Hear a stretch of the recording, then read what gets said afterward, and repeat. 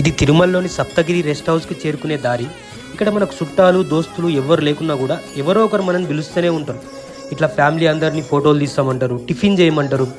వీళ్ళకు తినే ఉత్సాహం మూడు లేకున్నా కూడా ఎట్లా మొహమాట పెడుతున్నారో చూడండి. ఎంత ప్రేమనో వీళ్ళకి మనమంటే. వీళ్ళ నుండి తప్పించుకొని బేడి ఆంజనేయ స్వామి గుడికి వెళ్తే, బేడి అంటే బేడీలే, ఇక్కడ స్వామి సంఖ్యలతో ఉంటాడు.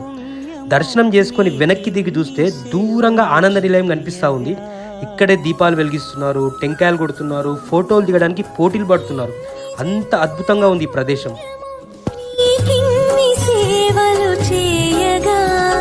ఎన్ని జన్మల పుణ్యము నీకిన్ని సేవలు చేయగా, ఏడు కుండల దేవరా ఈ భాగ్యమంతా మాదిరా.